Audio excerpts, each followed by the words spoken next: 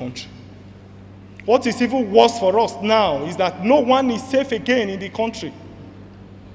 Insecurity has ravaged the country. There is hunger, there is poverty, there is unemployment. The country is not working. Students are at home, no school. This is the situation we find ourselves. Actually promotes people's freedom, including defending rights and the rights of citizens, including the right of workers. So as we go into this whole journey of promoting Labour Party and promoting all our candidates, this centrality of the philosophy of the party must continue to resonate across boards, across all structures, because that is why Labour Party is different and distinct from all other political parties. I am convinced that with this agenda, which Labour Party will promote, we'll be able to do something different. I agree with the earlier speakers that the problem of Nigeria is not about resources. We are so blessed, enormously blessed, with human and material resources. In fact, it's been said that there is no country in the world that is as so blessed as Nigeria. What is then the problem? The problem is clearly leadership. From the First Republic to where we are today, the problem is actually leadership. When you look at the arid land from the north to the south, you will be amazed of how God has blessed us. When you look at the human resource across the continents of the world, Nigerians are making wave. They are the best in every sector. In fact, 5 weeks ago, I was in Philadelphia, and I had to branch to Alabama to visit the University of Alabama. I was told that 70% of the wealth of Alabama was actually aligned to the university. And I went there to see a professor, a Nigerian. He said the best 10 are actually Nigerians. So what is going wrong with us is about harnessing our resources, both human and material, to be able to add value and make Nigerian citizens better. It will actually bug all of us that Nigeria, despite being the sixth largest oil producer in the world, that we cannot refine petroleum products for more than 3 decades. What do? We export crude oil, and half of it even stolen. And in turn, we go back to buy refined product. And we don't complain that things are not working and there is question about subsidy. That is one question that Labour can be able to attend to. Labour Party will address that issue. And there are many avenues to address that issue. It is not rocket science, comrades, to fix the problem. We have the solution. We have commission studies. It's possible. If we have people that are refining illegally, we can organize them into clusters.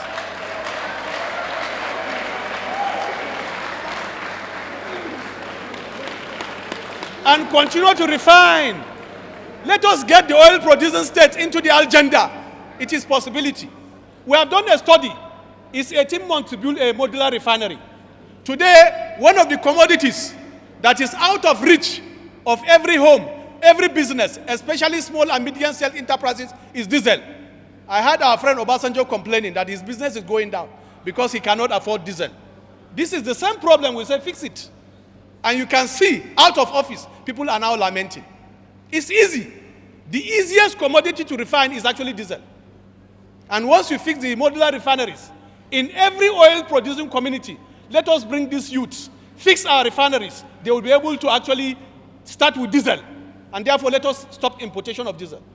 There is no reason for diesel to be sold between 850 and 900 naira in Nigeria per liter. No reason. And I make the point, we are the only oil-producing country in the world that imports 100% of our refined products. Why? Because people benefit. In fact, they told us that more than a quarter of the petroleum product is also stolen. How can it be stolen? It means connivance. It means there is a cabal. And this must be broken. This is the whole mark of our argument. Comrades, as our candidate have said, we cannot continue to be a consumer nation. Manufacturing, returning to manufacturing and production economy will certainly address the issue of poverty in Nigeria. It can also address the issue of job creation. There is nowhere in the world where we can say only one sector, either the private sector, can provide all the employment opportunities. No, it is about a wrong policy. I was in South Africa 5 days ago also, and I visited the University of Johannesburg. Every policy about that country is from the university. And I tell you that every vehicle used in South Africa is not only assembled, it's produced in South Africa. Today, the entire Golf manufactured in the world is no longer in Germany. It's being produced in South Africa. Why? There is a favorable environment. And the leaders are very thoughtful in attracting those production lines and also for people to be gainfully employed. That is what we are bringing to the table as a new argument that we can do it and we have the resources to do it. Comrades, our youths are not lazy. Our youths are not lazy. I say so. Our youths are the best. They only need empowerment and support. Because everywhere around the world, people celebrate the ingenuity of Nigerian youths. When you hear about Yahoo Yahoo, it's not a lazy man that can also go into Yahoo Yahoo. It is impossible to smuggle daily about 38 million liters of fuel. Where would they pass? Because you need tankers, and you will need at least 500 tankers loading 33,000 liters of fuel per one. NNPC has said, oh, yes, this is what is going on. Smugglers are responsible. We are also told, and Nigeria is the only country that comes out where the government will say, we are losing $700 million every day because of oil theft. Who are the oil thieves? They know them. Oil theft, oil smuggling, all have official backing. Again, Nigeria is the only oil producing country without that has not acquired the meter to know how much oil you produce daily. Nigeria is the only oil producing country that has refused to acquire that meter. Furthermore, there is an organization called Lloyd. That body, and Nigeria subscribe to that body. NNPC subscribes to that body. That body knows and has a record of all ships that load what to any part of the world. Nigeria has access to that body. Yet we are told we don't know who is stealing our oil and where the oil is being taken to. Now we did a study, January 2011 to December 2014. We discovered, and we made the information available to the government. Nothing has happened. One port, Philadelphia port in America. The oil that left Nigeria, the charge in that country, the difference between what was recorded here and what was recorded there was 62.5 million barrels of crude oil, valued at $12.7 billion. One port. So if you take 20 ports in America, 20 in China, United Kingdom, France, you know what we are talking about. So the government knows, and if they want information, we can make it available to the government. If they are actually looking for those who are stealing our oil and those who are smuggling our oil. Because this year, please, 2020 budget, 2022 budget, this government claimed that we are going to spend 443 billion naira on so-called fuel subsidy. By June, President Buhari told the National Assembly a supplementary budget that increased the 443 to 4 trillion naira. No debate. The National Assembly did not debate and passed it. Now the Minister of Finance is saying, Mrs. Ahmed, Zainab, that before the end of this year, that figure of 4 trillion will go to 6.5 trillion naira. And that therefore, in the budget of next year, there may be no money for capital project. Please, I challenge you. I challenge Labour in particular. We must get to the root of this criminality once and for all. Labour must decide today. We must decide today. We must set up a committee, NSCTUC. I will be ready to make information available to expose the criminals behind smuggling of fuel, criminals behind oil theft. Finally, for the past 7 months, our children have been home because the government is not prepared to implement the agreement it signed in 2009, in 2019, and 2020. Let us also resolve that enough is enough. Our children must go back to school. And this body, led by our Nigerian Labour Congress and TUC, can compel this government to reopen our universities.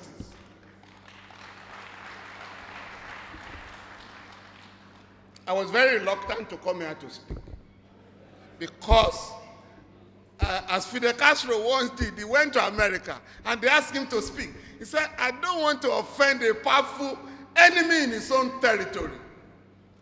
Let me challenge the leaders of the Labour Party. I beg you. You ain't going to get power in Nigeria by adopting the methods of the bourgeoisie. If you want to mobilize the Nigerian people, you must go beyond visiting those who destroy Nigeria. From today, your candidates must go to the offices of all the trade unions in Nigeria. The offices of women organizations, youth organizations, because the people you are competing with, please know this, have acquired, albeit illegally, unbelievable sums of money. And what do they want to do? They want to bribe voters because they have weaponized poverty. Therefore, you cannot operate on the same terrain. And the president of NIC and TUC have made the point that you have the largest structures in Nigeria. Please go out from today to revitalize those structures so that these guys can know that it can never be business as usual in Nigeria again. Time is on our side. Oh, yes. Because Nigerians have lost faith in them. They are now running from pillar to post. When they say you have no structure, tell them the people are the structures of power. The people are the centers of power. Power is lying on the street in Nigeria once again. You don't know? The man in Aso Rock says, I am tired, I want to go home. Those who want to take over power from him, they are also tired, you know that? Therefore, power is lying on the street of Nigeria. Are you ready to pick it? Thank you.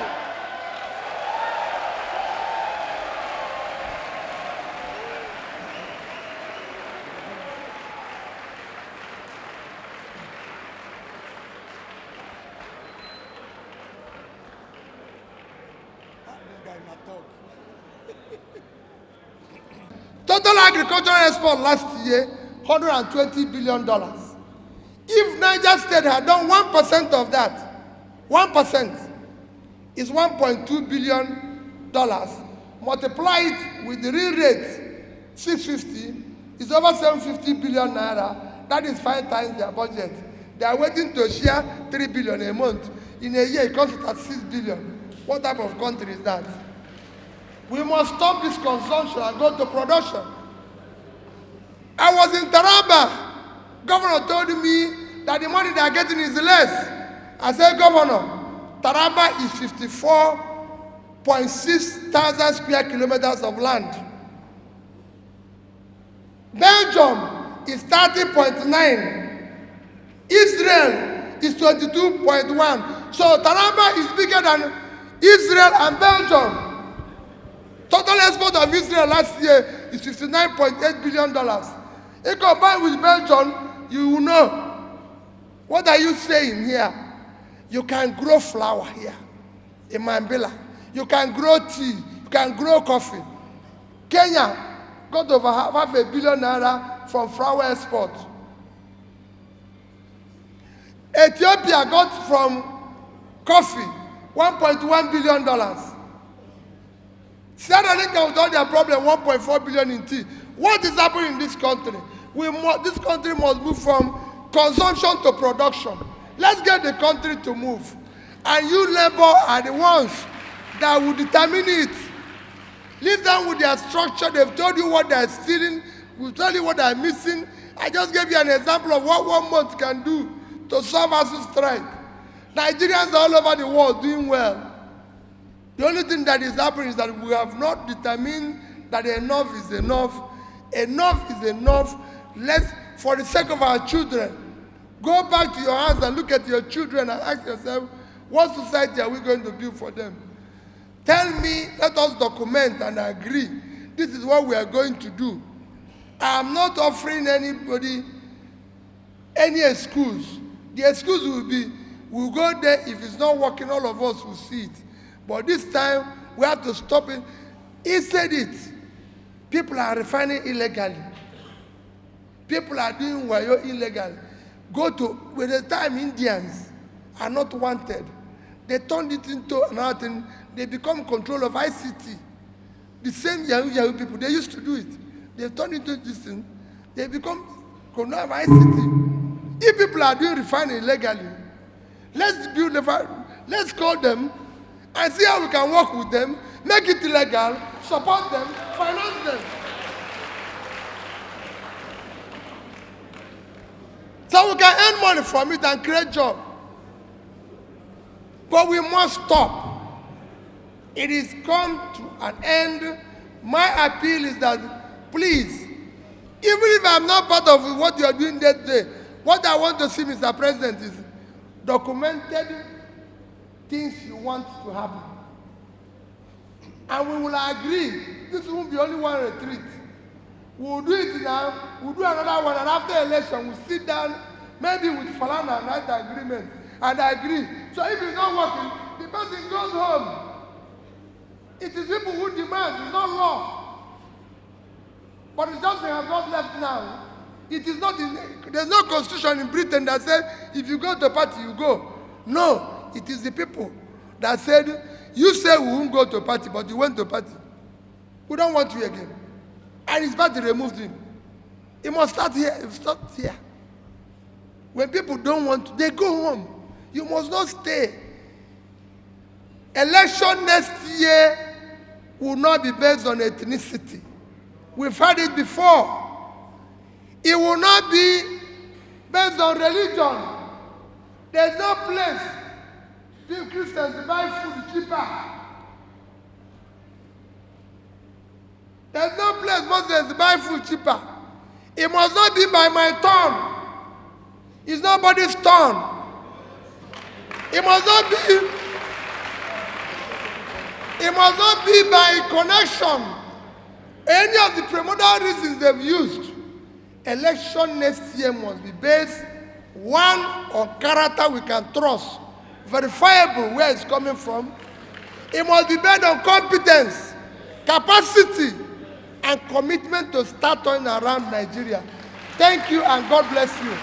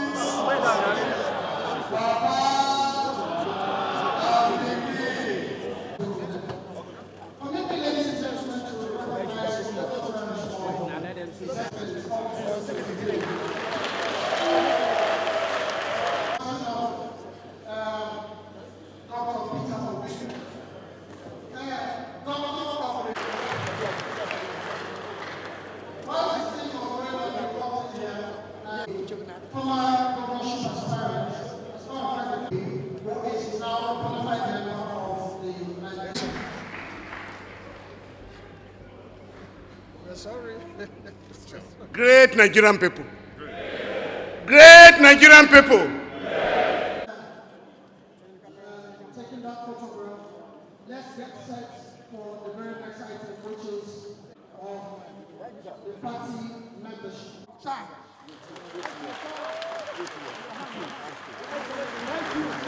We have said that we want people to voluntarily support the party. But we don't want to charge people to be a member of Labour Party. They can, whatever they want to do to support Labour Party will be on their own, and we'll be unveiling so many other things that shows we want to build a new party where Nigerians